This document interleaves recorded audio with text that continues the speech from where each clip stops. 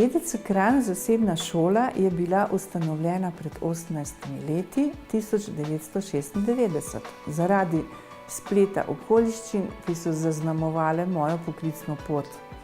Prvo leto je bilo vpisanih 37 udeležencev, potem pa vsako leto več. V sklopu centra deluje poklicna in tehnična šola. Leta 2003 pa smo dobili licenco za višjo šolo. Vedno sem posvečala izredno pozornost izboru predavateljskega kadra, ker je dober predavateljski kader zaščitni znak kvalitetne šole.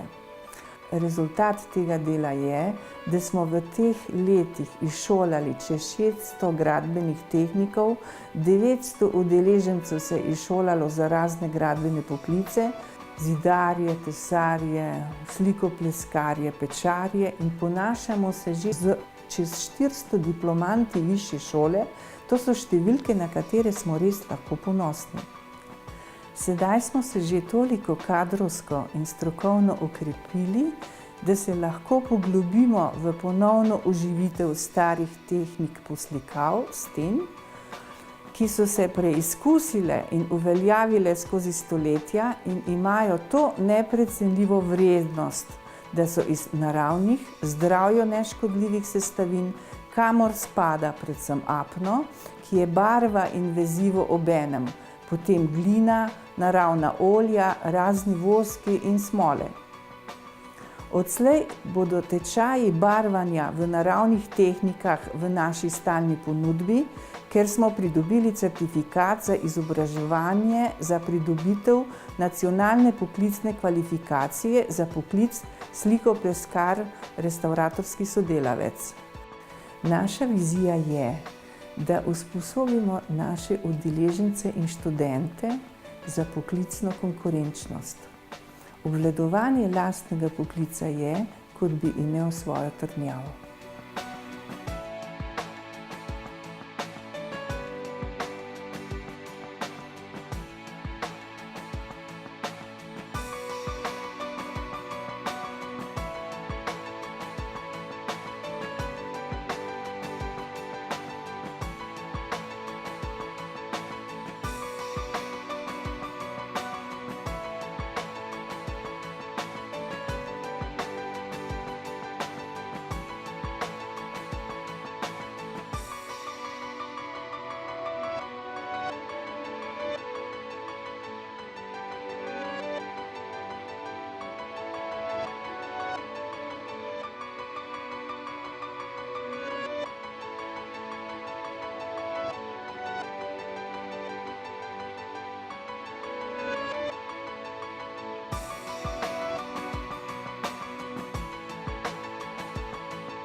Gradbeništvo je eno od področij, ki se neprestano spreminja in razvija, na tržišče prihajajo čedalje bolj kompleksni in bolj raznovrstni materiali. In če pogledamo 100 let nazaj, so bili materiali naravni, se pravi vzeti iz narave in zelo malo predelani. Tudi paleta oziroma nabor le-teh je bil manjši. Napredek pa ne prinese zmeraj samo dobrih plati, tudi v gradbeništvu ne. V naše bivalno okolje smo tekom desetletij vnesli različne sintetične, umetne materiale in različne kemikalije. Marsikaj se škodljivo izkaže šele s časovnim zamikom, tudi zaradi neraziskanosti gradbene biologije materiala, njihovih kombinacij ali omejitev uporabe. Tako se pojavljajo stranski učinki, predvsem na človekovem zdravju, kot so razne vrste preobčutljivosti, alergije, kožni dermatitisi in podobno, in tudi pri težavah recikliranja takih materialov. Zato se je s pojavom trenda trajnostne gradnje, kjer se promovira predvsem smotrna raba energije in materialov v bivalne namene, priporoča uporaba tradicionalnih, zdravih in preizkušenih materialov preteklosti. Takšen material je med drugim tudi apno. Verjetno prva misel o besedi apno je kulturna dediščina. Objekti, ki so zajeti v kulturno dediščino, so pretežno obdelani s čistim gašenim apnom in poslikavami v naravnih pigmentih. Vendar pa so prav tako sodobni, moderni in novozgrajeni objekti primerni za obdelavo z apnom.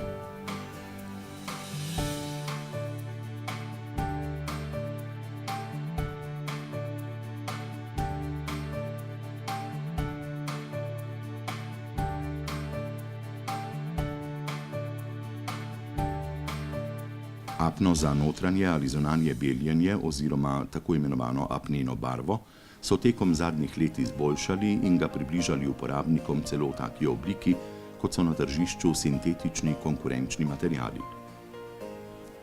V našem primeru imamo stanovanjski objekt, ki ima notranje stene obdelane s starim apnenim ometom, ki ni poškodovan, je enako opojen, čist in je pobarvan z naravnimi pigmenti ter poslikan z drobno cvetlično poslikavo v klejnih barvah.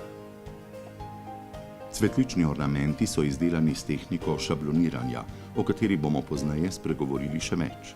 Jih pa moramo zaradi intenzivnosti barv odstraniti, ker so klejne barve topne v vodi in bi se pri nanosu z apnom razmazale. Klejne barve se preprosto umije iz sten z vlažno krpo in se počaka, da se površina posuši pred nadaljnjo obdelavo. Površina stene mora biti ravna, vsi utori raznih inštalacij pa morajo biti zamavčeni in zglajeni. Za pripravo apnene barve vzamemo že pripravljeno maso, ki jo lahko nanesemo nerazredčeno ali pa ji dodamo 5 do 10% vode. Barva je na voljo za takojšnjo uporabo, je neizbristljiva in odporna na škropljenje, zelo primerna za alergike, difuzijsko odprta in razkuži površino ter preprečuje nastajanje plesni. Če želimo osnovno belo apneno barvo niansirati, uporabimo naravne pigmente v prahu, da ohranimo naravne lastnosti apna. Za naš prostor dnevne sobe smo izbrali bledo marelično barvo, ki bo poudarila toplino sobe in se bo lepo podala k rjavim pečnicam stare lončene peči. Vzamemo temnordeč in rumen naravni pigment v ustreznem razmerju, ki ga pridobivajo z mletjem kamnin. Damo ga v posodo z ustrezno količino vode. Posodo zapremo in jo zelo močno pretresemo, da se ves pigment stopi v vodi. Samega pigmenta ne dajemo neposredno v apneno barvo, saj se le ta ne bi tako dobro stopil in bi na steni prišlo do različnih madežev. Stopljen pigment v vodi pustimo stati nekaj ur, da se popolnoma raztopi. Nato ga odmerimo v naprej pripravljeno posodo z ustrezno količino osnovne bele apnene barve. Za naš izbrani odtenek potrebujemo le 5 do 10% raztopljenega pigmenta, ki je železov oksid anorganskega izvora. Se pravi, da je ta temnordeči pigment nič drugega kot naravna in žgana zemlja, ki vsebuje železov oksid. Paziti moramo pri samih pigmentih, saj so zelo močni in velikokrat je že noževa konica preveč. Tako pripravljeno niansirano apneno barvo prvo nanesemo s ploščatim čopičem po robovih in tudi vogalih sten. S tem čopičem nanesemo barvo natančneje, kot jo bomo kasneje nanesli s posebnim širokim čopičem oziroma s pleskarsko piršno v križni tehniki, kot so to delali včasih.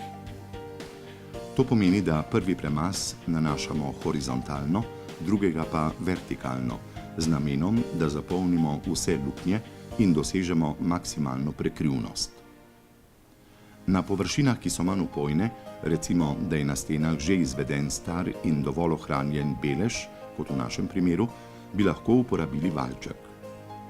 V tem primeru bi nanašali barvo mokro na mokro, brez premorov in v vertikalni tehniki. Med obdelavo je barva prosojna in šele ko se posuši, doseže polno pokrivno moč. Suši se približno 8 ur pri temperaturi okoli 20 stopinj Celzija. Če so temperature nižje, se čas sušenja podaljša. Nanašati pa moramo čim tanjši sloj nerazredčene barve. Ne nanašamo je pa, če je temperatura nižja kot 8 stopinj Celzija ali višja kot 25 stopinj. Prava belina čiste apnene barve pa se doseže po 2 tednih, ko je proces kemijskega sušenja apna zaključen. Nastal je spet kamen, kalcijev karbonat. Barvanje z apnom po domače pomeni: vzamemo kamen iz narave, ga segrevamo v apnenici, gasimo z vodo in dobimo apneno barvo. Nanesemo na steno in iz tekoče barve postane spet kamen.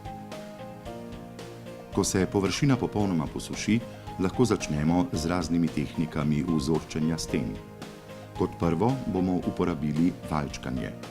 Osnovno orodje je slikopleskarski valček za nanos barvnega vzorca. V zbirno posodico se nanese apnena barva v izbranem tonu, sami smo izbrali temnejši rdeči odtenek in se namestijo valčki za prenos barve na gumijasti vzorčni valček. Ta pusti odtise na steni, ko ga potiskamo ali prostoročno ali tudi ob vodilu. Vsekakor se pa priporoča preveriti primernost podlage na enem mestu testne površine. Prav tako tudi, da preverimo samo namešano nianso pred barvanjem celotne stene. Barve za valčkanje so pogosto zmešali tudi z dekstrinom, ki je naravno škrobno lepilo in zagotavlja boljši oprijem. Preden nanesemo prvo linijo, si moramo označiti na valčku, kje smo začeli, da bodo vse linije enako zamaknjene. Na vrhu pobarvane stene si pomagamo s časopisnim papirjem, da se vzorec začne na točno določenem mestu in ne umaže površine nad ravnino, namenjeno valčkanju. Širino valčka odmerimo pasove z namenom, da bodo ponavljajoči se vzorci v enakih razmakih. Za vmesno zapolnitev uporabimo belo barvo in drugačen valček. Tako dobimo pestrost in vtis poslikane stenske tapete. Drugi valček ustvarja črte, kot bi jih risal slikopleskar s prosto roko. Končni izgled je tako bogat meščanski, vendar ni moteč prav zaradi svoje nežne bele barve na marelični podlagi. Kot naslednjo tehniko vzorčenja smo izbrali vlečenje črt. Na stiku med stropom, ki je običajno ostal bele barve, in med steno niansirane barve se izvede zaključna črta. V praksi je mnogokrat prvo debela črta, ki ji sledi tanjša. Črte se izvedejo ob vodilu, da so čim bolj ravne. Pazimo, da nam ob vodilu ne zateka barva. Za zaključno črto smo izbrali temnordečo nianso, ki je enaka, kot je bila barva prvega valčka. Črte bi lahko vlekli ne samo horizontalno ob zaključku, temveč tudi vertikalno ob robovih ali na dnu stene, oziroma po predlogu slikopleskarja. Nad lončeno pečjo smo uporabili tehniko šabloniranja. Predhodno se iz trdnejšega papirja izreže motiv, ki se ga premaže z razredčenim firnežem, da ne vpija barve, in se po uporabi še sveže zapackano, lahko tudi umije z vlažno krpo. Šablono zalepimo z lepilnim trakom za stenske površine in z vodno tehtnico preverimo ravnino postavitve. Vzamemo okrogel čopič z enakomerno prirezanimi ščetinami in ga pomočimo v izbrano barvo. Preden ga nanesemo na steno, ga nekajkrat udarimo oziroma potufamo ob časopisni papir, da odstranimo odvečno barvo s čopiča. Zatem takoj nanesemo na steno. Počasi tufamo vse izrezane površine v šabloni.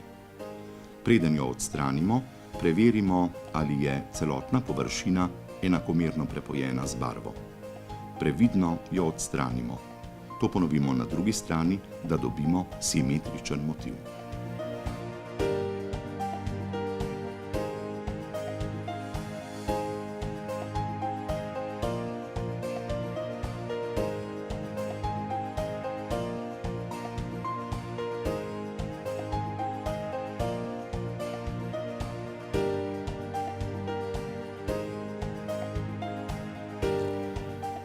Apno ima torej dolgo, večstoletno tradicijo, ki se ga je žal nekoliko pozabilo med promoviranjem novih sintetičnih barv in ometov. Ima mnogo pozitivnih lastnosti za človeka in je naraven material, ki bi se ga morali mnogo bolj zavedati ter ga zavestno uporabljati. Zato je potrebno tudi izobraževanje današnjih slikopleskarskih mojstrov s starimi veščinami poslikave in tehnik apnenih ometov.